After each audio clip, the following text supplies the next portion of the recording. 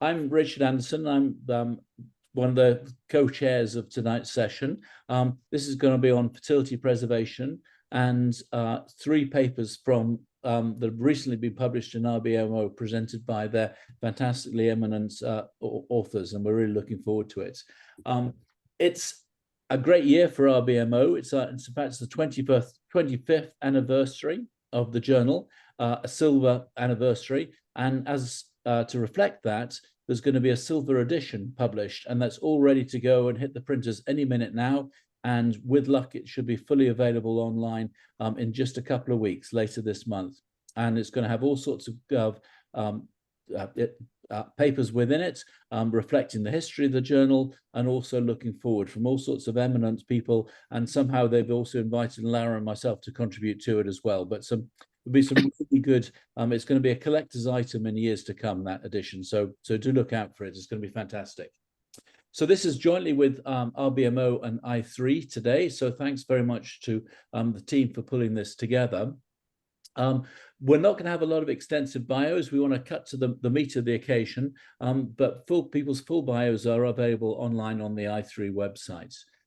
So yeah, I'm delighted to be joined tonight by Laura Rienzi, Associate Professor at the University of Urbano, and of course a co-author here at RBMO. And she brings huge decades of experience in reproductive biology and IVF as well. So Laura, over to you to kick the ball off for the first. Thank you, Richard, for a nice introduction. And I would like to introduce you also. So Richard Anderson is a professor of clinical reproductive science at the University of Edinburgh, Centre for Reproductive Health. We all know him. He works clinically in infertility and reproductive and endocrinology, and has a great interest in both female and male infertility. But now we learned that female infertility is his preferred topic. And of course, he's also an editor here at RBMO, and I'm really, really very glad to be here with him tonight. So without further ado, I will introduce our first speaker, which is Professor Michaël Grynberg. Michael is globally recognized specialist in obstetrics and gynecology, reproductive endocrinology, infertility, and andrology. He's professor and director of reproductive medicine, fertility preservation at Antoine Béclère University Hospital. He's a founding member and current president-elected of the French Society for Fertility Preservation. He previously coordinated the ESHRE Fertility Preservation and leads the fertility section of the French College of Obstetricians and Gynecologists. He has authored 4 books and over 380 scientific works. His research focuses on efficiency, on ART efficiency, ovarian aging, and fertility preservation for medical and non-medical reasons. And this is the reason why he's here to talk about the influence of breast cancer prognosis factor on ovarian reserve and response to ovarian stimulation in fertility preservation. Michaël, the floor is yours. Thank you, Laura. Hi, Richard. Hello, everybody. Definitely that biography is too long. But I'm very happy and honored to be with you tonight. So I think, can you just confirm the screen? My screen is shared. Yes, we can see. Yes, it is. Okay, perfect. That's good. Okay. So first of all, our paper has been published on the influence of breast cancer prognostic factors on ovarian reserve and response to ovarian stimulation in fertility preservation. So as you know, breast cancer is probably the most common malignancy in women, and it occurs in 5% in women before the age of 40. So there's a huge number of patients who could be candidate for fertility preservation. Indeed, this cancer has a dramatic impact on female fertility because of 2 phenomena. The first one is the physiologic decrease in ovarian reserve and natural fertility during the time frame during which the patient will not have the possibility to get naturally pregnant due to complete all the treatments. And the second one is the direct impact of chemotherapy, which is given to most of these young patients, and the impact of this chemotherapy will have an overall effect on the ovarian reserve and the oocyte quality. So for all these reasons and for the future quality of life of these women, fertility preservation should be now offered or at least discussed with all women, young women who do not having already completed their parental project. So as you know, we have several options: medical treatment, GnRH analog during the chemotherapy as an ovarian protection, oocyte or embryo cryopreservation, and ovarian tissue cryopreservation. But definitely ovarian stimulation followed by oocyte cryopreservation should represent represents the most important and the most recognized option for these young women diagnosed with breast cancer. The objective is to administer high doses of exogenous FSH to stimulate the antral follicle and to lead many of them, and as much as possible of them, to lead the pre-ovulatory stage. But this is associated with this treatment lasts 10 to 12, 15 days, which is not compatible with all malignancy, and is associated with an important increase in serum estradiol levels, which could be an issue in diseases such as breast cancer, which has a direct relation with estrogen, because estrogen are involved in the tumorigenesis. So our question was the impact of breast cancer itself on the outcomes of ovarian stimulation. And indeed, we know that this cancer has an impact on the general status of the patient. Perhaps it is not truly visible at the very early stage, but there might be some kind of hypercatabolism in these women that could have an impact, a direct impact, either on the ovarian reserve and or on the future, on the ovarian stimulation outcomes. So there are many prognostic factors for breast cancer: the tumor size, the histologic type, the histologic rate, the proliferative rate, the expression of estrogen or progesterone receptor, HER2 overexpression, the stage of the tumor, the presence or absence of distant metastasis, the lymphovascular invasion, lymph node metastasis, and inflammatory carcinomas. So all these factors are prognostic factors that could also, or that might have an impact, a direct or indirect impact on the ovarian function. So the question was, do breast cancer prognostic factors influence the ovarian reserve and ovarian response to control ovarian stimulation in the context of fertility preservation? So this was a bicentric study between the two departments I was in charge between November 2015 and August 2022. More than 1,000 patients were referred for fertility preservation, and we had more or less 800 women included in the fertility preservation program. All these patients had breast cancer. So many of these patients received IVM treatment followed by oocyte cryopreservation, because during many years, oncologists didn't authorize us to stimulate the patient due to the issues with the increase of serum estradiol level, because aromatase inhibitors could not be used during the stimulation. So that's the reason why we did a lot of IVM, and we published a lot on IVM for fertility preservation as well. 94 patients had ovarian tissue cryopreservation, and 366 had ovarian stimulation followed by oocyte cryopreservation. So the total number of patients finally included in the study were 352, one before just ovarian stimulation, just before ovarian tissue cryopreservation, and all the others had only ovarian stimulation.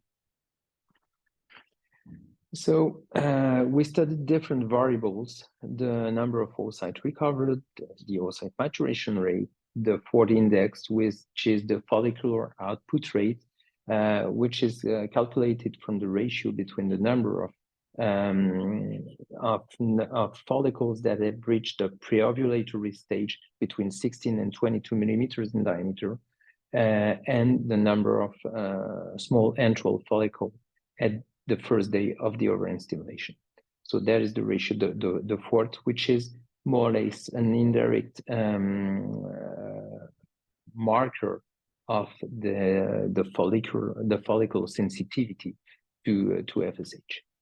And those variables were studies according to the pathologic type, the unilateral or multifocal character of the tumor, the TNM stage, the UICC stage, the hormonal status of the tumor, HER2 status, Ki-67, the tumor grade, the presence or absence of vascular embolism, and the lymph node status. So we made different statistics with univariate and multivariate analysis, which were performed via a logistic regression model to identify the different factors that could be associated with an impaired ovarian response to FSH. And an impaired or a reduced ovarian response to stimulation was defined arbitrarily on the number with the number of metaphase 2 oocytes lower than 8, a maturation rate below 75%, and a 4 index lower than 35%. The factors associated in univariate analysis with a p-value lower than 0.1 were selected for entry into the model, except in the case of more than 20% missing data. So our results. So we analyzed 352 patients. The mean age was 33.6 years, with a mean BMI of 23.5. 20% of these patients were smokers. The 46% of these patients were newlogist. The number of follicles, the mean number of follicles was 20, and mean AMH levels were 2.7. So this is direct the reflect of the low age of the population.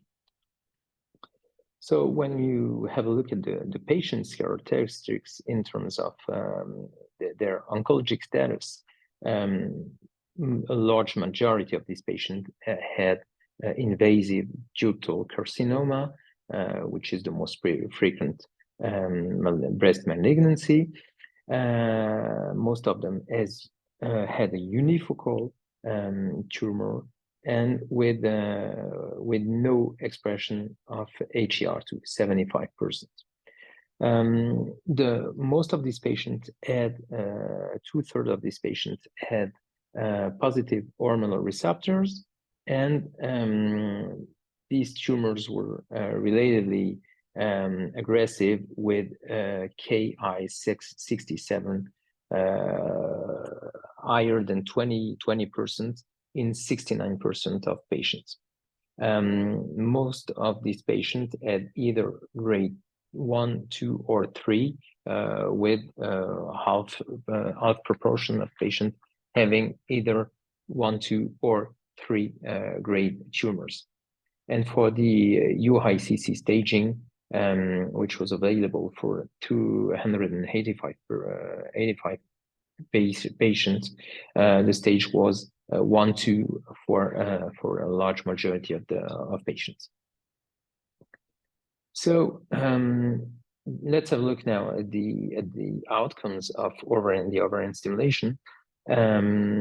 Most of, well, at least 2/3 of these patients had a stimulation during the follicular phase, and with an antagonist protocol, initially without letrozole, and then we decided to apply letrozole in this patient despite the absence of authorization, because most of the world stimulate the patient with aromatase inhibitors. So we decided to shift and to stimulate our breast cancer patient with letrozole. So that's the reason why we have more or less half of patients having received letrozole or not.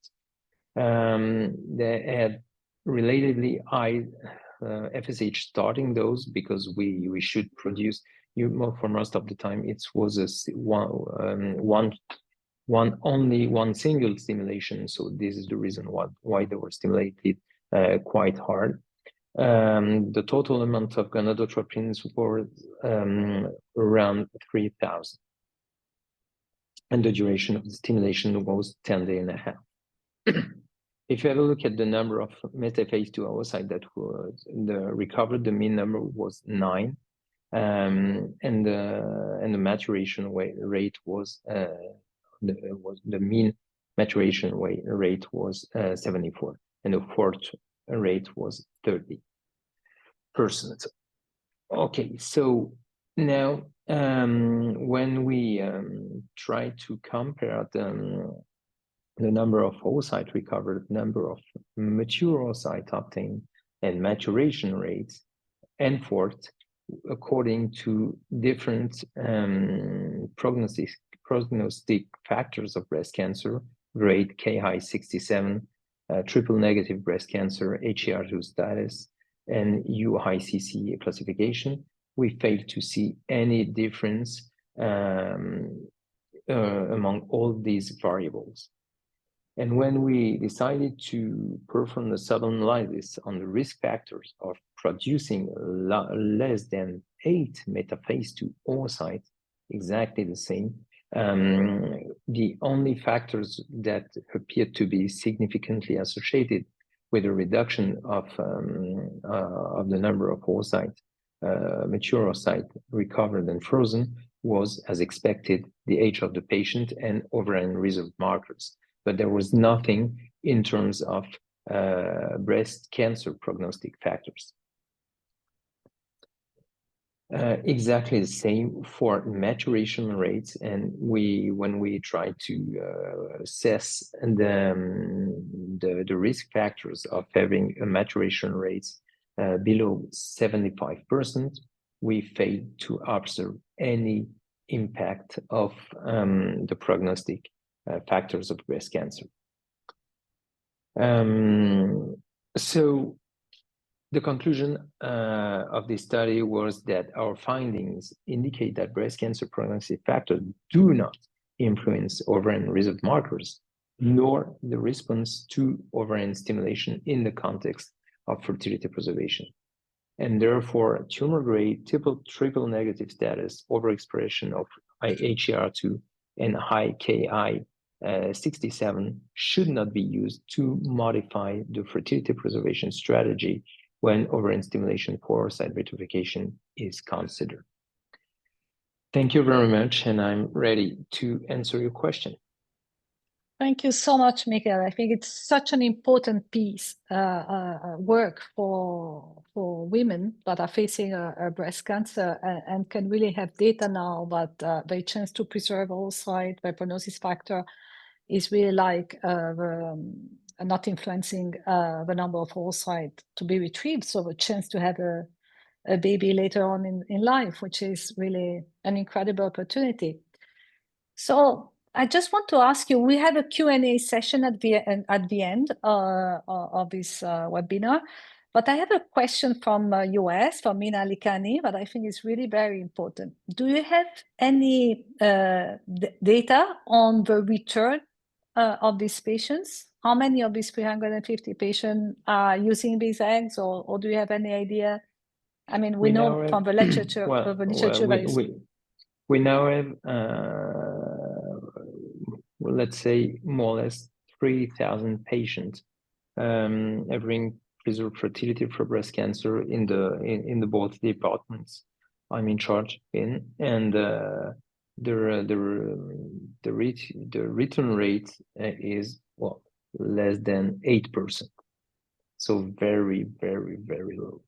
Even many of these patients are infertile, because we know we did a couple of studies on this, but many of these patients wanted the option to keep the possibility to get pregnant in the future, but most of these patients finally will not go for the reutilization.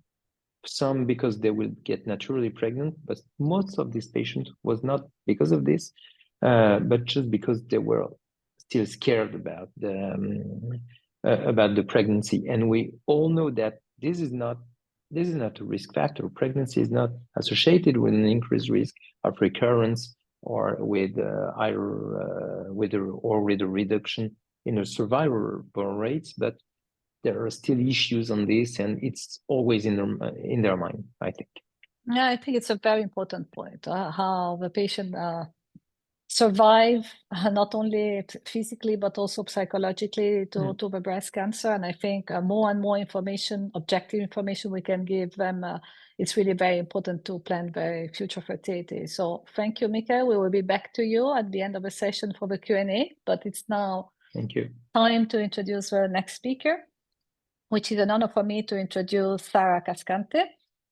Sarah is an MD, is an assistant professor in the Department of Obstetric and Gynecology at NYU Langone Fertility Center. Her research interests include oocyte cryopreservation, fertility preservation, and infertility. She has presented her research at national and international conferences for more than a decade, and remains actively involved in research about oocyte cryopreservation, fertility preservation, and infertility research. And I thank you so much, Sarah, to be with us tonight. The floor is yours. Thank you so much for having me. I'm very excited to speak to you all a little bit more about planned oocyte cryopreservation tonight. I'm affiliated with NYU Langone Fertility Center, and I have no conflicts of interest. Many women throughout the industrial world are now delaying childbearing and having fewer children, which has led to decreasing birth rates and decreased population growth throughout the developed world. The average age of childbirth now exceeds 30 years in many countries, including the US. This trend of postponing parenthood is attributed to various personal, professional, and educational, as well as financial reasons. However, for women, the decision to delay procreation is accompanied by irreversible age-related fertility decline due to decreased oocyte quality and quantity. Therefore, the choice to build a family later in life can lead to infertility, unintended childlessness, and adverse pregnancy outcomes. Fortunately, fertility preservation options have emerged to help women overcome these dire consequences. Planned oocyte cryopreservation, also known as elective egg freezing, is an accepted and widely used fertility preservation method that is undertaken as a matter of planning before infertility has materialized. Like the contraceptive pill, planned OC has led to a social revolution by offering reproductive autonomy through an increased reproductive lifespan and the ability to cryopreserve gametes without a partner.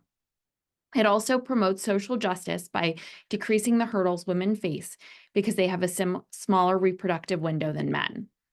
The American Society for Reproductive Medicine removed the experimental label from OC in 2012 after studies demonstrated pregnancy rates and safety comparable to fresh in vitro fertilization. Since that time, usage has grown dramatically. The objective of this lecture is to provide a comprehensive update on the state of planned oocyte cryopreservation. The first birth from oocyte cryopreservation was reported by Dr. Christopher Chen in 1986. However, this was followed by a dearth of reported successes due to technical challenges. In the early 2000s, several reports of births from OC began to emerge. Some studies demonstrated comparable pregnancy rates to fresh IVF, and others showed that OC did not increase the risk of congenital anomalies or pose additional short-term health risks to offspring. In 2012, nearly 3 decades after the first birth from OC, the ASRM removed the experimental label from the technology for women facing gonadotoxic treatment, but it did not recommend planned OC at that time, reasoning that there was inadequate data on the safety, efficacy, ethics, emotional risks, and cost-effectiveness of the technology for that indication. In 2014, ASRM published information online describing how women without fertility-threatening diseases could still use OC. And in 2017, the ASRM Ethics Committee released a publication stating that planned OC was ethically permissible for women who wanted to safeguard against future infertility due to reproductive aging or other causes. The most common reason for planned OC is lack of a partner, with up to 84 to 88% of surveyed OC patients stating this motivation. Many of these planned OC patients want to be parents, but have not found the right reproductive partner and do not want to settle simply because their natural fertility window is closing. Thus, for many, the decision to postpone childbearing is circumstantial rather than truly desired or intentionally chosen. Aside from lack of a partner, common reasons for planned OC include career aspirations and workplace inflexibility, educational goals, financial security, a desire to travel, a recent end to a relationship or marriage, or simply not feeling ready to have a child. Many women also choose to cryopreserve their oocytes simply because the procedure is covered by their employers. And still others pursue planned OC due to concerns about future infertility, perhaps because they have been diagnosed with a low ovarian reserve or have a family history of infertility. Others are interested in planned OC because it can decrease the age-related pregnancy complications, such as miscarriage and chromosomal disorders. OC ultimately allows women to act as their own oocyte donors in the future, allowing them to have biological children from their younger oocytes and eliminating the need for third-party oocyte donors and their associated complexities and costs. Compared to embryo cryopreservation, OC offers several major advantages. First, it circumvents the ethical and legal concerns about embryo creation. Secondly, oocytes are the sole property of one person, as opposed to embryos, which are joint property, and thus there is no risk of a partner retracting consent for future use. It also safeguards the ability to procreate with a future partner. And lastly, OC is less expensive. One disadvantage of OC is that oocytes are less likely to survive the cryopreservation process than embryos. 80 to 90% of frozen oocytes survive, compared with more than 95% of frozen blastocysts. Oocytes are particularly susceptible to cryopreservation because they are large cells with a high water content and a low surface to volume ratio.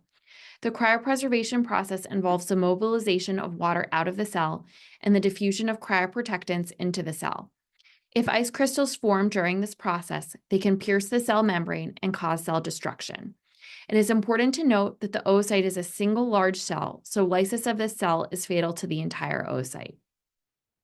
There are 2 methods of oocyte cryopreservation: slow cooling and vitrification. Slow cooling is a multi-step process that gradually reduces the oocyte's temperature with a machine. On the other hand, vitrification rapidly freezes oocytes through the use of liquid nitrogen, which transforms the oocyte into a glass-like structure. Compared to slow cooling, vitrification is associated with a lower risk of ice formation, is faster, and has higher cryosurvival and live birth rates. Importantly, studies have also demonstrated comparable live birth rates between vitrified and fresh oocytes. The ASRM now recommends vitrification over slow cooling. It's also important to note that technically skilled and trained embryologists are required to achieve high cryosurvival and live birth rates from OC. Therefore, the success from OC may differ based on which fertility center performs the cryopreservation and warming process. As OC continues to evolve, there is a need for standardization across different laboratories.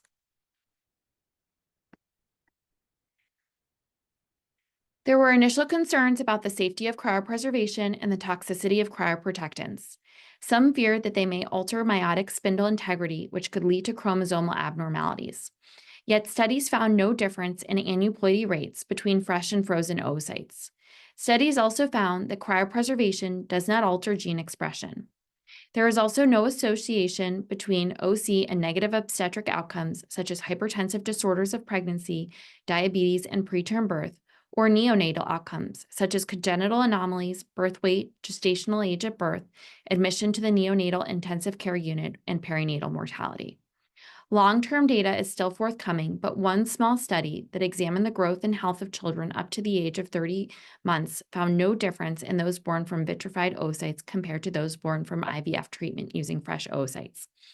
Patients should be informed that the long-term effects of OC remain unknown, and we won't have this data for many years.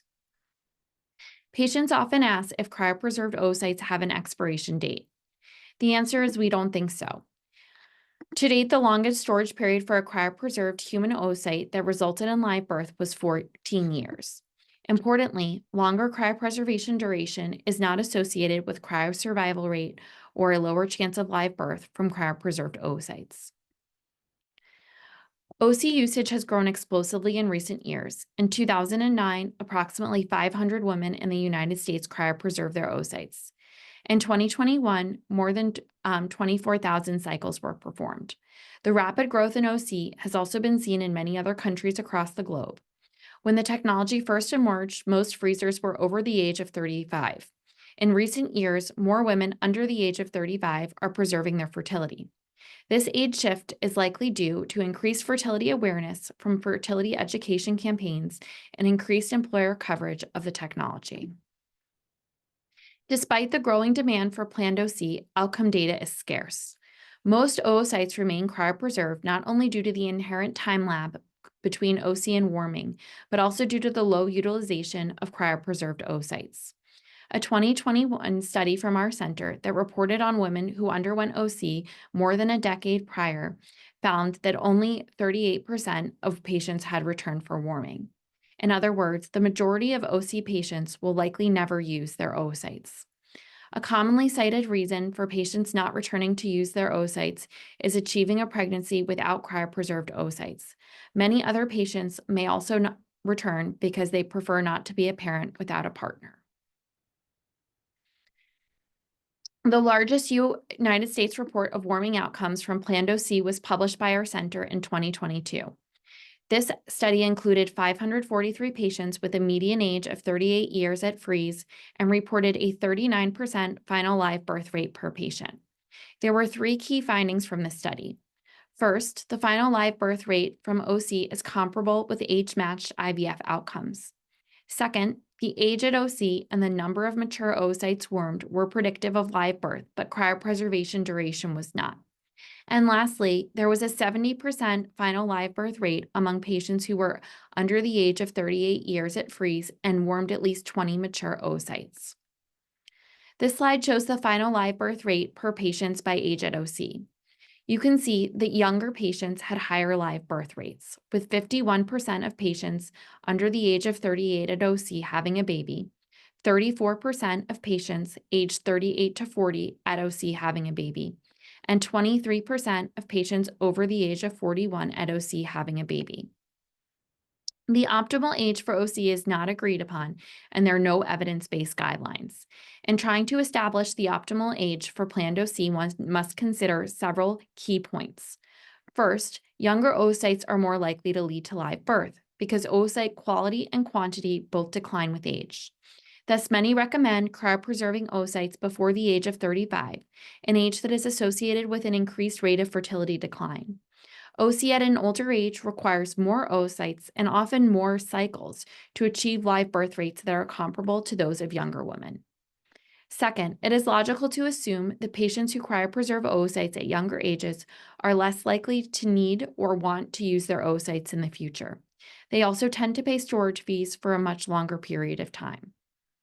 Third, family planning is essential in deciding when and whether to undergo OC. Women who want more children and women who want to have children at older ages are more likely to need cryopreserved oocytes in the future. For example, a 32-year-old woman who wants one child in the next 2 to 3 years will most likely be able to achieve her goal without the use of cryopreserved oocytes. On the other hand, a 32-year-old woman who wants 3 children and wants to delay childbearing by 7 to 10 years will probably not be able to achieve her ideal family size without the use of fertility preservation or an oocyte donor. Lastly, it is important to consider financial constraints and insurance coverage. These factors may make OC more feasible at certain ages. Thus, the ideal age to cryopreserve oocytes, which must balance the chance of success, the likelihood of use, family planning, and finances, is likely different for each patient based on her personal family building goals and financial situation. How old is too old to freeze eggs? There are a small number of live births from planned OC at the age of 41 or greater. These include 2 live births from our center from patients who cryopreserved oocytes at the age of 43 years. However, to our knowledge, there are no live births that have been reported from planned OC at the age of 44 or greater. The live birth rate from OC at this age is likely less than 5%. Patients and providers dispute whether this low but non-zero success rate is enough to warrant the physical, emotional, and financial stress of planned OC. Some fear that patients may have unrealistically high expectations, as a survey showed that many fertility patients of advanced reproductive age overestimate their chance of conception. At our center, we typically discourage planned OC after the 45th birthday and stress the need for an adequate AMH level and follicle count in patients aged 41 to 44 years. This slide shows more data from our center. Here you can see the final live birth rate per patient broken down by both age and number of mature oocytes warmed. In all age groups, patients who warmed more mature oocytes had higher live birth rates. For example, in patients under 38 years at freeze, the live birth rate was 36% when less than 10 oocytes were warmed, compared to 70% when at least 20 oocytes were warmed. The ideal number of oocytes likely varies for each woman based on many factors, including age, ovarian reserve, desired likelihood of success, family building goals, and financial situation and insurance coverage. Therefore, the counseling must be individualized and dynamic. Ovarian reserve testing can help women understand how many oocytes to expect from each OC cycle. It is important to note that women with a low ovarian reserve and/or advanced reproductive age must be counseled that banking an ideal number of oocytes may not be feasible despite multiple cycles. Patients must understand that there is no guarantee of live birth, regardless of how young they are at OC or of how many oocytes they cryopreserve. Most oocytes do not lead to live birth, and banking oocytes cannot guarantee a future baby. This is because the process can fail at many critical junctions. The cycle can be canceled before retrieval due to low response or ovulation. Oocytes may not be cryopreserved due to immaturity. Oocytes may not survive the cryopreservation process, may not fertilize properly. Embryos may not develop to the blastocyst stage. Blastocysts may not be genetically normal, may not implant, and can result in pregnancy loss. The OC process is a war of attrition with loss of material at every step. For this reason, planned OC is not an insurance policy that is guaranteed to pay out. Rather, it is a family building option that increases the odds of a biological child later in life. This counseling point is essential to avoid false security. When do women return? The median time between planned OC and warming is approximately 4 years, and median age at warming is approximately 42 years. This is consistent with studies that show most planned OC patients desire pregnancy before their mid-40s. Preliminary data also suggests that an increased maternal age at transfer after oocyte cryopreservation does not impair live birth rates. In other words, the age of the uterus does not matter. However, larger studies are needed to support these findings, especially given that some studies have demonstrated lower pregnancy rates in donor egg recipients over the age of 40. Moreover, women who return for transfer at older ages must be counseled that having children at a later age is associated with an increased risk of adverse pregnancy outcomes, such as hypertensive disorders of pregnancy, gestational diabetes, stillbirth, preterm delivery, and fetal growth restriction. Most patients who return use their oocytes with a partner. However, at our center, approximately 1/3 ultimately choose to use donor sperm when they return their oocytes. Perhaps these women were always open to single parenthood, or perhaps cryopreserving oocytes inspired them to have children without a partner. It is important to understand that oocyte warming data is limited, with published studies having relatively small sample sizes. Additionally, many reports include cancer and infertility patients. The inclusions of patients with these medical diagnoses makes it challenging to extrapolate these outcomes to patients undergoing planned OC because they would like to become parents later in life. Most data has been published by high-volume academic fertility centers that were pioneers in OC. And most patients they report on were early egg freezers who cryopreserved their oocytes when the technology was still experimental. Therefore, results may not be generalizable to all centers performing planned OC or the current cohort of patients pursuing planned OC. Therefore, more studies from a range of center types and more recent planned OC patients are needed. The ASRM recommends that providers disclose their center's own experience with OC and success rates from OC or lack thereof to patients. And women should also be counseled that the long-term and transgenerational health effects for offspring are unknown. OC is a relatively new technology, and this information will not be available for decades. The decision to pursue planned OC is often complicated, as desires for parenthood are weighed against financial concerns, time constraints, medical fears, and even ethical dilemmas. Therefore, it is not surprising that 78% of women considering planned OC have high decisional conflict. Higher knowledge scores and consultation with an IVF specialist were associated with less decisional contact, and the time to decision is typically around 2 years. Therefore, there is a need for easily accessible information and greater decision support. Decision time is especially important given that a long delay may result in a lower oocyte yield and a reduced chance of live birth. Once patients decide to pursue planned OC, they may face anxiety related to the medical process, significant time requirement, number of oocytes retrieved, long-term outcome, or future partner or life path. One qualitative study of planned OC patients explained that the process was shaped by fears of running out of time to conform a conventional family, difficulties in finding a partner, and concerns about panic partnering, together with a desire to avoid future regrets and blame. This study highlights the importance of offering psychological services to planned OC patients. Despite the stress of the process, the vast majority of surveyed OC patients said they would be happy they froze eggs even if they never used them. Most felt empowered by the process and explained that OC gave them a sense of increased control over their reproductive health and planning. Factors associated with reduced decision regret included perceived adequacy of information, perceived emotional support, higher patient estimated probability of live birth, and a greater emphasis on future parenthood. In conclusion, planned OC can empower women with reproductive autonomy by allowing them to postpone childbearing while maintaining the option of having a biological child in the future. The use of this technology is dramatically increasing, but it is still relatively new and many questions remain. Patients must receive accurate and comprehensive counseling about the benefits, risks, success rates, and uncertainties of this new technology so that they can achieve their family building goals. Based on current evidence, cryopreserving at least 20 mature oocytes at the age of under 38 years provides a 70% chance of at least one live birth. Thank you for listening, and I would like to thank the entire team at NYU Langone Fertility Center. I am so grateful to work with such an astounding group of people.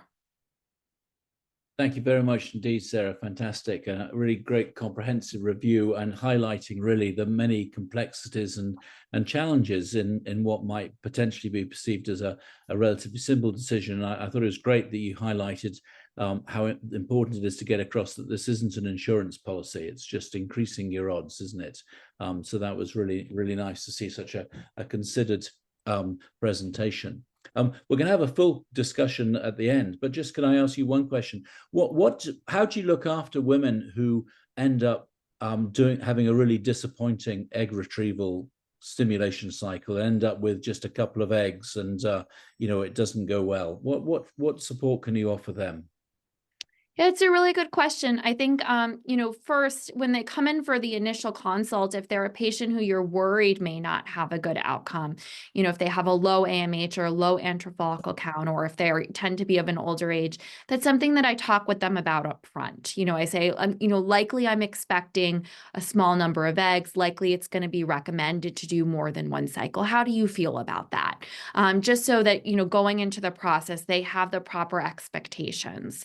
But then, of course, there's also sometimes unexpected cases where you get less than you had thought you initially would, or less that you counsel them that they should expect. That's always a hard call to make and always a difficult discussion with the patient.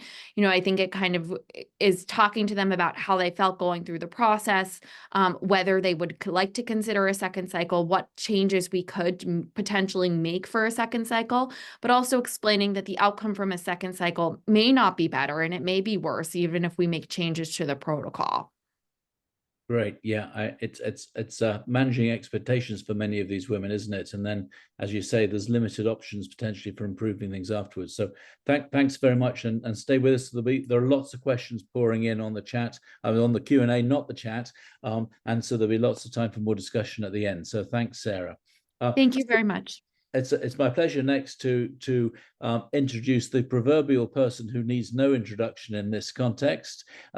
Everyone knows you, Marie-Madeleine. It's fantastic to have you with us tonight. So for those of you who are perhaps marginally less familiar with Marie-Madeleine, she's a gynecologist, head of the gynecology research unit at UCL in Brussels.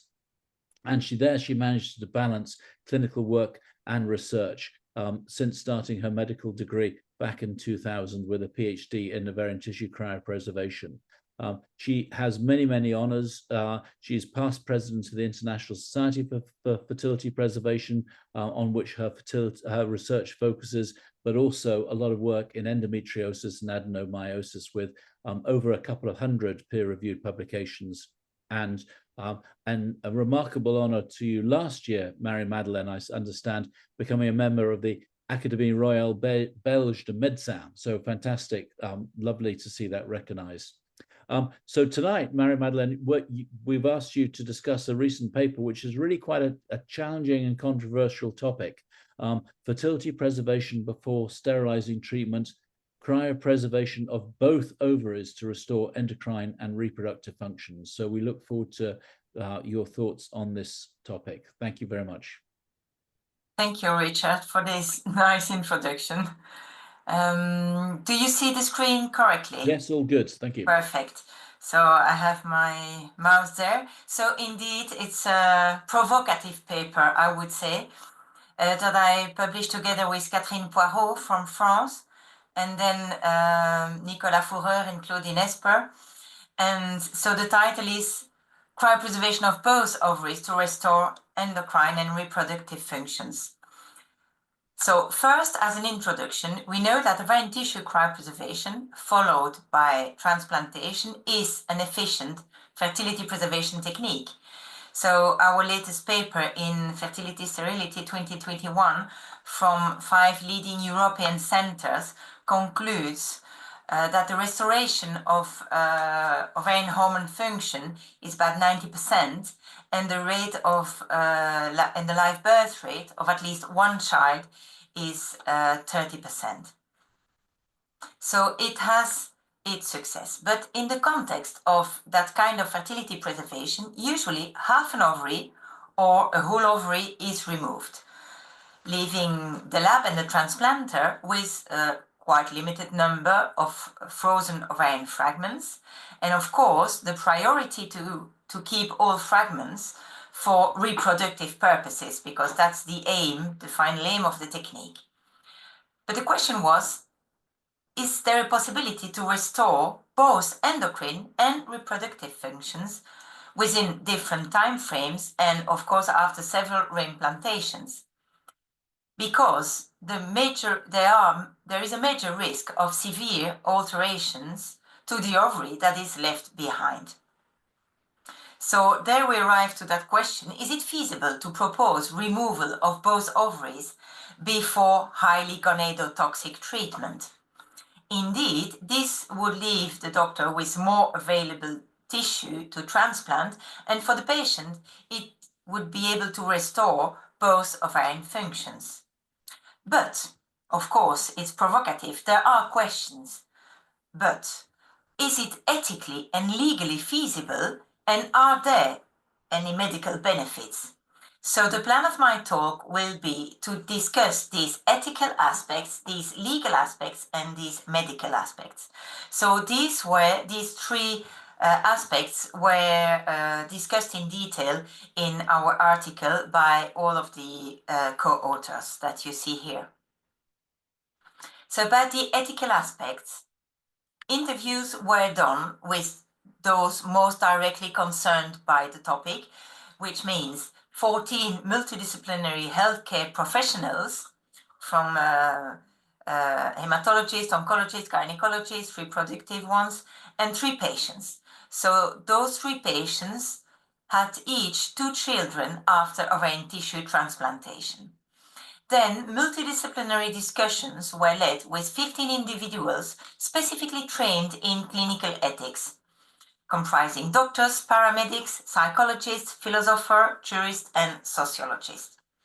And so the questions that were raised during the interviews and discussion were these 4: over-medicalization, symbolic dimension of taking away 2 ovaries, hormone function, and information. These are the four topics we will discuss about the ethical aspects. So first, over-medicalization. Well, those arguing 1, rather 2, cryopreserved ovaries are giving these arguments. Given the nature of the treatment, taking 2 rather than 1 would be an additional technical medical procedure. Moreover, ovarian tissue transplantation is not always possible or effective. This is for cervical cancer, for instance. There is a low return rate, I would say with maximum 15%. And if we speak about hormone therapy, other alternative exists, like external hormone intake. And if you consider what this means for medicine, well, it could be an intention, it is causing intentionally ovarian failure, and it could be an excessive control by the doctor, which is not justified by his role of treating. But why not 2? The others would say, well, about the technical aspect, if you are there in the belly to take 1 ovary, it's not so complicated to take the other one also. And it would make possible to avoid HRT later on with giving fewer drugs to these patients. The role of medicine, well, it could give a long-term impact on comfort and quality of life, and it will enhance patient autonomy, and also they appreciate the no need for pills. So that was over-medicalization. What about the symbolic dimension? Because we speak about ovaries. Well, of course, 1 rather than 2, because it affects the gonads. This is really precious.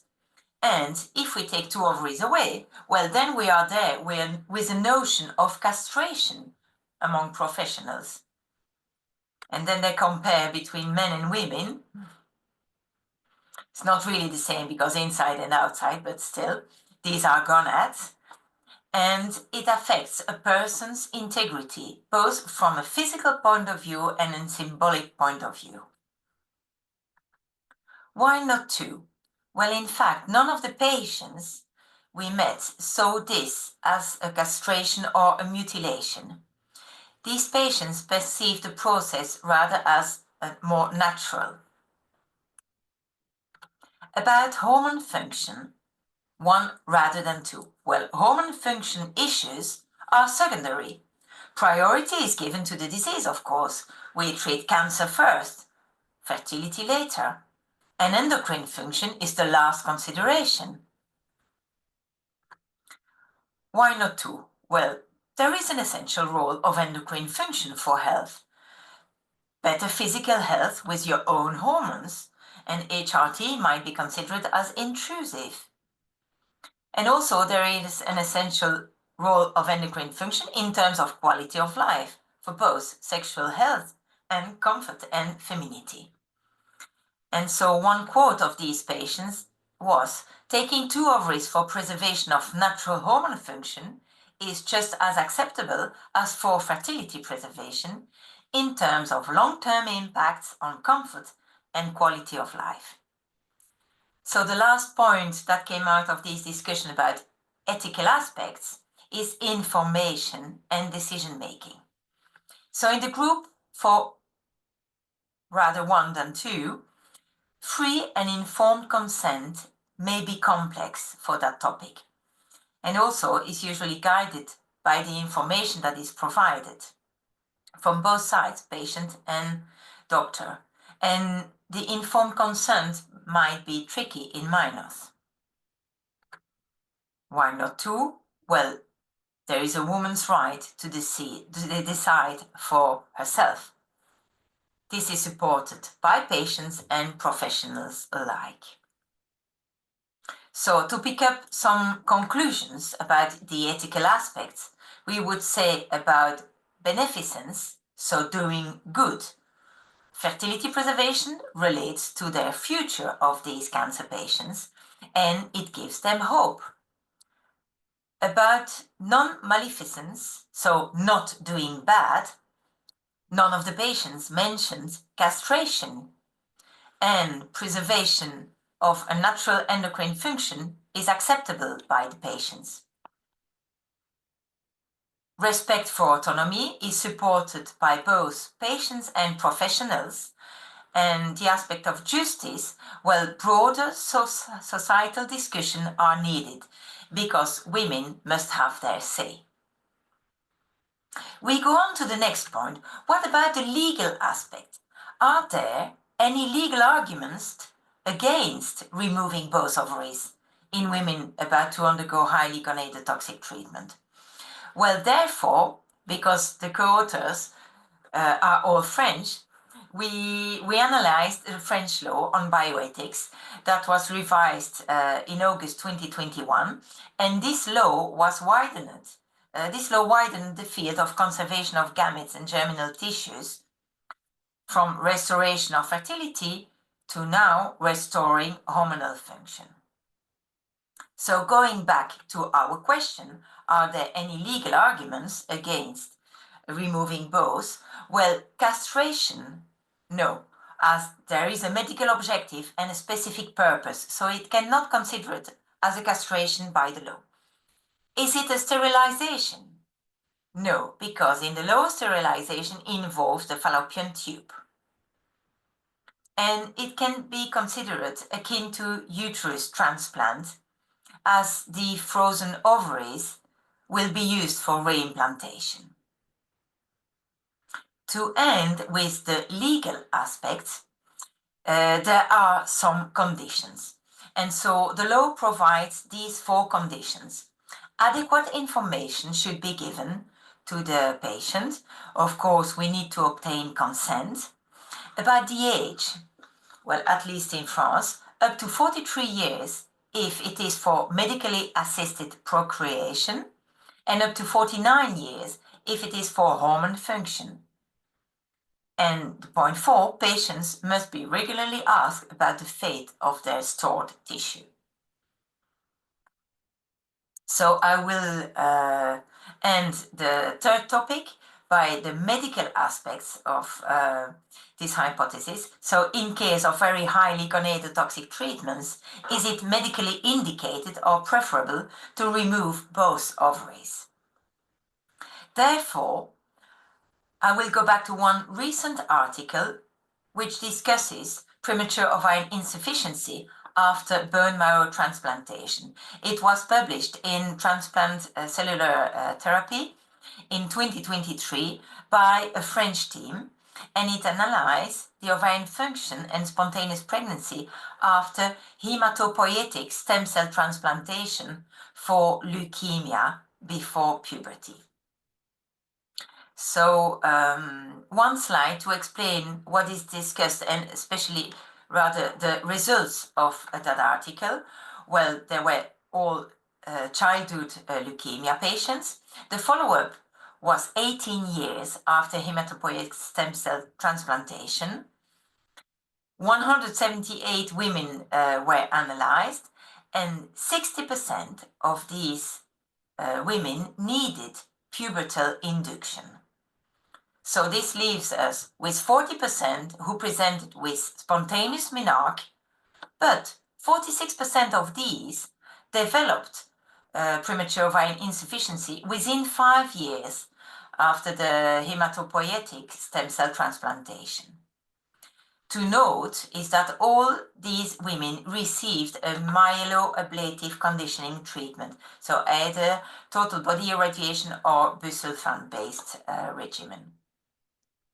Another conclusion was that the older age at the time of hematopoietic stem cell transplantation, there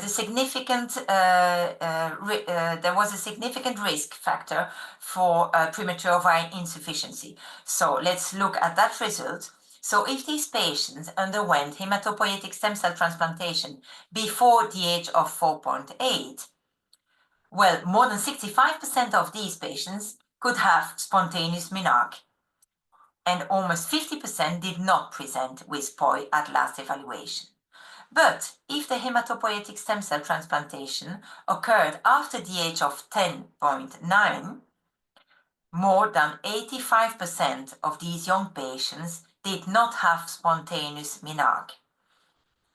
So if we conclude for a patient after the age of 11 with hematopoietic stem cell transplantation, this leaves us with an 85% of failed endocrine function. Of course, if both ovaries are removed in these patients, well, this is a 100% of spontaneous endocrine function. But then, what we comment here and discuss is if both ovaries are removed, but later reimplanted, well, we'll have a 90% recovery of endocrine function. As we discussed in the introduction, the rate of restoration of hormone function after ovarian tissue transplantation is about 90%, and the rate of live birth is 30%, which is markedly better than what we can expect after natural resumption in patients having to undergo highly gonadotoxic treatments. So, removing both ovaries gives a much better chance of hormone and reproductive restoration than leaving all the tissue in place. So indeed, with one ovary, we have a more limited number of frozen ovarian fragments. Priority is always kept for all the fragments for reproductive purposes, but with 2 ovaries frozen, there would be enough tissue to consider using it for endocrine purposes too. And in fact, this has the proof of concept and the feasibility, the technical feasibility and result has already been done if we consider endocrine purposes after ovarian tissue transplantation. So hormonal function can be restored in children to induce puberty. This was presented in The Lancet in 2012 by the team of Catherine Poirot, and also discussed by the Danish team of Klaus Andersen in the European Journal of Cancer in 2013. And if we consider the other period of the life to restore hormonal function, then we have the menopause symptoms. And you see that RBM Online is quite keen in producing these provocative articles, because in 2015, the team of Andersen discussed a novel use of the ovarian follicular pool to postpone menopause and delay osteoporosis. And Donné and me, we discussed in 2018 natural hormone replacement therapy with a functioning ovary after the menopause, dream or reality. So from these 2 articles, I took the cartoons, and the conclusion would be that indeed ovarian tissue cryopreservation for purposes other than restoring fertility would require further clinical investigation. and this might be the future, I will conclude the whole talk with, in case of very highly gonadotoxic treatments, it might be preferable to remove both ovaries. From a reproductive function point of view, absolute priority is given to reproduction, especially with limited amounts of tissue. If we consider hormone balance, restoration throughout the woman's entire life would be possible if we have enough tissue frozen, with the possibility of puberty induction and menopause-related symptom relief. And there is a psychological well-being argument. If we consider the burden of taking daily medication, that would be eased with that procedure. And those girls would not feel different from their peers because they would have natural cycles. I thank you for your attention. Of course, I thank my co-authors of this paper from Paris, the research lab, and all my clinical colleagues and Professor Denet. Thank you. Thank you very much, Madeleine.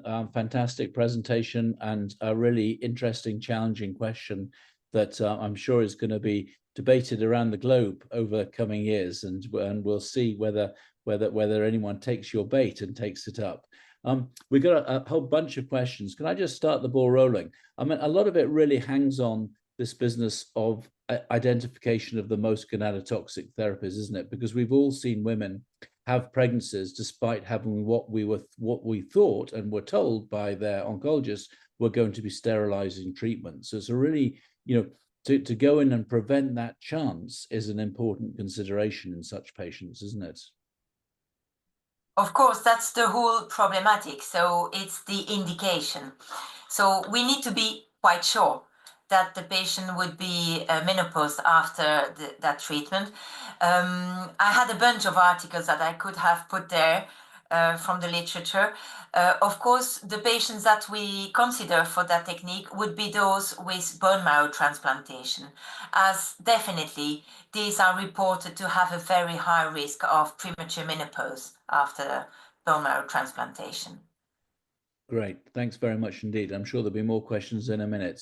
Laura, do you want to kick off the general Q&A session? Thank you, Richard. Thank you, Marie-Madeleine. I think these provocative questions are so important to the field. I mean, really to try to think outside the box is so important to help more and more patients to have the best treatment and the best fertility future. I would like to go back to Sarah. If Sarah is still there, just to be a little bit provocative. You were talking about when old is too old to cryopreserve. Now I would like to ask the opposite question. When is young is too young to go through fertility preservation? I mean, we know perfectly how the age is affecting oocyte quality, but we know also that we have a range of age where the oocyte quality remains good. So could you comment on that? When is too young? A 20 years old girl or 25 years old young woman comes to your center for elective fertility preservation. What would you suggest? It's a good question. We're increasingly seeing a lot of women in their 20s in New York who are coming in interested in fertility preservation. A lot of them, because they have it covered by their current employer. So, now often we'll get patients who come in at 23 or 24 and say, I have coverage now. I'm planning to leave my job in a year. I want to take advantage. And that can be, a hard question to answer. And, really now we're seeing that about 7% of our fertility preservation cycles are in women in their 20s, which is much higher than it's been historically. I think, it has to be a discussion with the patient about what their family building plan is. So, for example, if we have somebody who comes in at 25 and they're planning to deploy to the military, or if they know that they're going to become a surgeon and going to be in training for many years, that patient I would be more inclined to recommend fertility preservation as opposed to somebody who said, it's just due to lack of a partner. If I meet somebody in the next 2 to 3 years, I'd like to have children before I'm 30. For those patients, I typically would recommend coming back usually between 30 and 35, unless there is some kind of circumstance that would warrant it being done earlier, where they really know that they're not even going to start trying until after the age of 35. And if they know that they're not planning to start trying until after the age of 35, I do think it kind of makes sense at a younger age. And of course, these patients also have to be counseled about the risks of the procedure, because I think that's something that a lot of them, don't understand when they come in for the initial consult, is that this is time consuming, and there are medical risks, especially if you're young and you have a high AMH and a high egg count. There is a risk of OHSS, and that needs to be something that's considered. Thank you, Sarah. Can I ask a question that's actually been asked on the Q&A that's, I think, appropriate for both Michael and Sarah, actually? Maybe start with you, Michael, but same question essentially. What are you going to do with all these eggs that no one's going to use or ultimately want? What sort of contract do you enter into with your patients over how long you're prepared to keep them? Well, France is a fantastic country. There's nothing. Okay, we can keep, and everything's free for everybody. So they do not have to pay cancer, social egg freezing, nothing to pay, even for keeping everything frozen. So the only thing which is written in the law is that when the patient dies, we have to destroy the biological material that has been frozen. But that's it. So all patients, once they have frozen, they receive each year yearly a form just asking whether they want to keep everything for one more year, to destroy, or to give for research. But not giving for donation for other patients, but for sure in cancer patients, this is not this cannot be considered. But for donation for other patients, this is not in the law, and they have to ask for a special. They need to make a special demand for this. But on the basic form, it's destruction, keep for one more year, or give for research. That's it. So, and the limit there is an age limit now, since the last bioethics laws. And the patient absolutely need to reuse their eggs before the age of 45. 45? 45. Okay, so quite young, really. So a 46-year-old can't keep their eggs? No. Wow. I guess, Sarah, it'd be interesting. I guess you'll have a different perspective. Yeah, so, there are a few different things that are done in the US. So first, there are storage fees, which typically are around $1,000 per year to keep the eggs in storage. So, many patients don't want to store their eggs indefinitely because of that storage fee. And then there's also a question for the fertility centers of what should be done when patients stop paying their storage fees. Because, it's tough to discard somebody's eggs, which are, material that can't be replaced. But if you can't get in touch with them and they're not paying storage fees, what do you do about that? So we, also do have in our consent forms before patients undergo the procedure, what would happen to their oocytes in the event of death, or the event that, we can't reach them, should they be discarded or donated to research, or inherited by another person. But it's a little bit more murky in terms of what should happen if they don't pay storage fees. A lot of centers in the US, will kind of transport them to a long-term storage facility that's off-site, but not destroy the eggs. We also do not have an upper age limit in the US of when patients can return to use their frozen eggs, which can be difficult in certain situations, because you have to balance, patient autonomy with patient safety, and potential risk to the mom and the baby of carrying a pregnancy at an older age. At our center, we typically have any patient who returns over the age of 45 do a consult with a maternal fetal medicine specialist before having a transfer, to go through the risks and make sure that their health is optimized. But we don't currently have an upper age limit. personally, kind of the oldest I've really seen patients returning are their mid-50s, but that can be very high risk depending on what their medical conditions are. Thanks. Lara. Yeah, I would like to come back to Marie-Madeleine. There is a very interesting question from Morocco. Do you take under consideration the maternal age, the age of the patient, when deciding to cryopreserve both ovaries or not? I mean, which seems quite logical in advanced maternal age, but in very young patient, do you have the same? Do you include the maternal age in your decision-making process? In fact, well, first, we don't do it yet. It was rather a provocative comment. But the aim would be to be able to restore endocrine function. So to have, this includes the prepubertal patient who, when they are completely in poi, before their puberty, would need to go through the endocrine pediatrician and take some patches to induce slowly. It takes about 2 years to induce puberty by hormonal intake for these young girls. So the aim would be just to transplant the tissue in order to avoid all that hormone intake and drug and pills, which reminds the patient every day that she has been ill. So yes, the purpose is to do it at a very young age for those very young girls who would have to undergo bone marrow transplantation. Okay, the older patient could undergo that too, but then the benefit is less also, because the content would be less, and yes, you have only one part of the endocrine hormonal function, and as you have seen, transplantation is not allowed after the age of 45 for reproductive purposes and 49 for hormone purposes.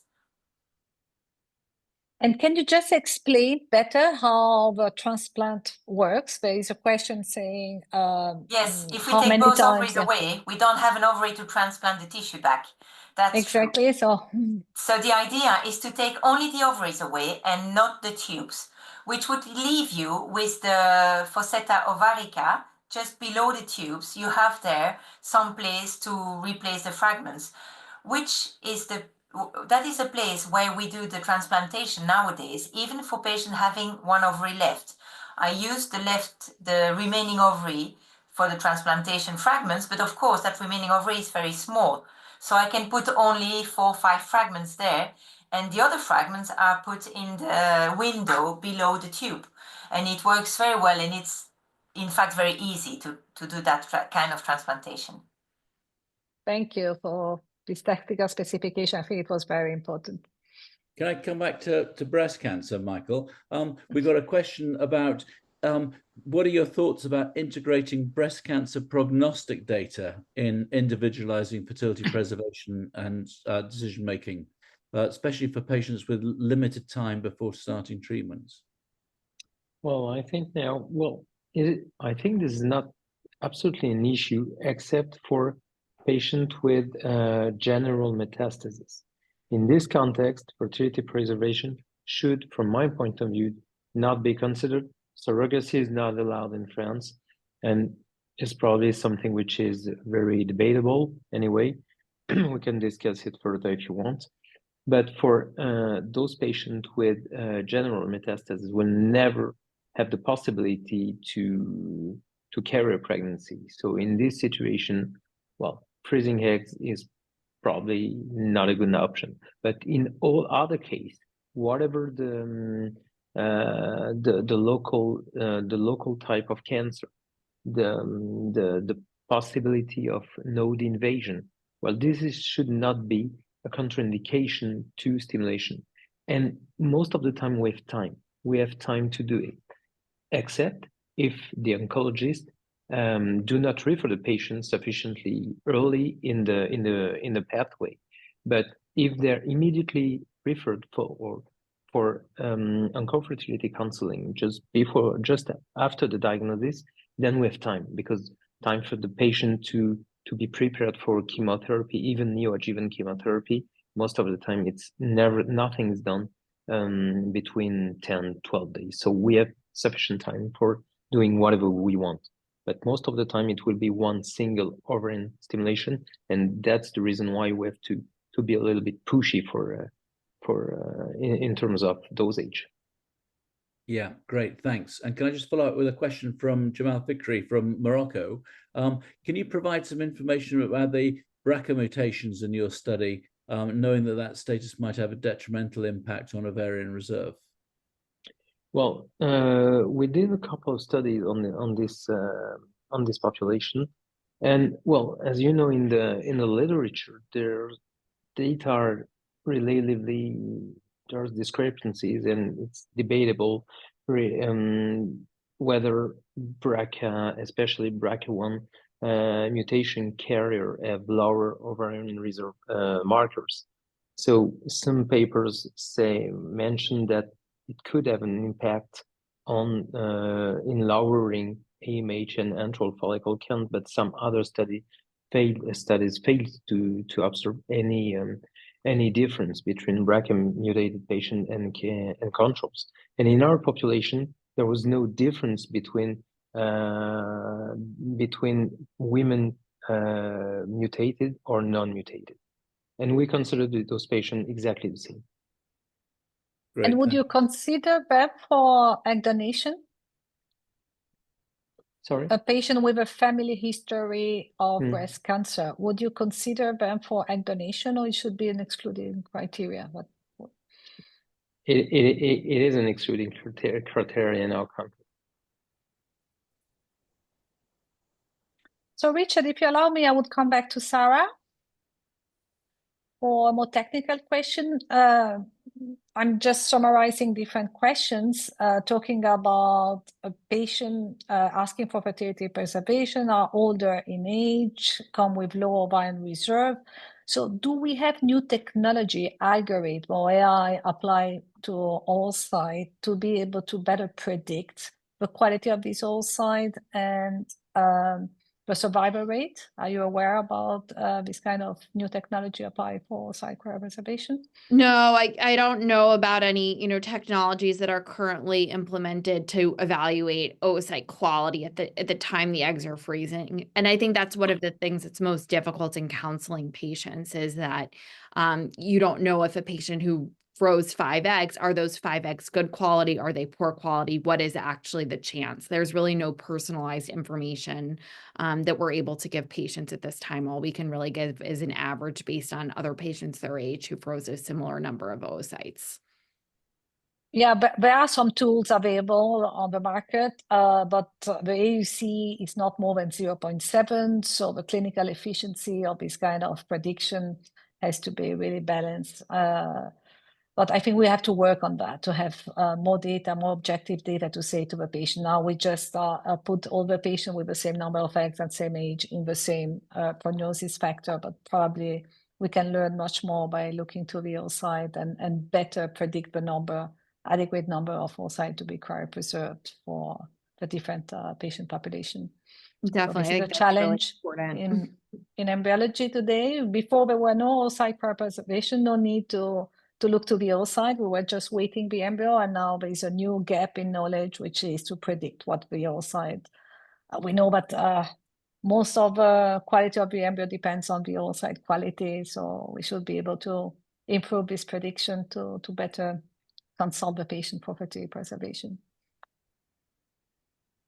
Can I come back for perhaps a last question to yourself, Marie-Madeleine?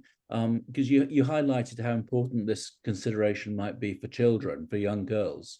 Are you happy to extrapolate the results from adult women having ovarian tissue stored and replaced to children? Because almost all the data are from women who had ovaries stored in adulthood, and you quoted data on that.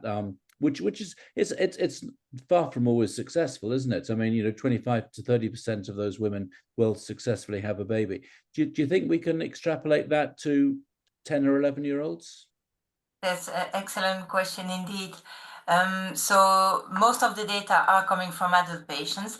More and more young people, they grow up, and so they come back to benefit from the technique. So it has been proven that it works for reproductive function if you transplant an ovary that was frozen in prepubertal status. It was still questionable before because the concept of mature tissue had not been done. But this happened. It was in the UK, the first lady. So the baby is well. And as I showed, for puberty induction, it works also. So yes, I am. Very bullish, positive comments to finish the session on. Thank you, Marie-Madeleine. Yeah, thank you. I really would like to thank you all to have been part of this fantastic webinar. I've learned a lot from different perspectives. So I would like to thank first my co-host, Professor Richard Anderson, but also our presenters, or Professor Michaël Grynberg, Sarah Cascante, and Marie-Madeleine Dolmans. It was really a pleasure to be here with you. I would like also to mention again the special issue on RBMO for the 25th anniversary. It will be out very soon. I would like finally to thank all of the people participating, more than 400. I saw 400 and something, so it's from all around the world. It's really an honor to have been part of this webinar. Next RBMO Live will be June the 10th. And we are going also to announce the winners of our annual Robert Edwards Prize Paper Award. Follow the journal on our social media channel and mailing list for news, updates, and registration details. I hope to see you soon in other occasion. Thanks very much, Lara, and thanks again to our three speakers for great talks and some great discussions afterwards coming from our fantastic audience as well. So yeah, tune in next time for the next one. Also, my thanks to, of course, to the organisers at i3 who've done a great job in pulling this together and making this such a nice session. So that's Jacques Cohen, Peter Nagy, Marianne Cezate, Thomas Elliott, Fran Farley, Violetta Sora, and Giles Palmer, of course. So thank you all for a great evening and look forward to seeing you again at the next RBMO i3 webinar. Good night, everybody. Thank you. Good day, good evening, and good night to all.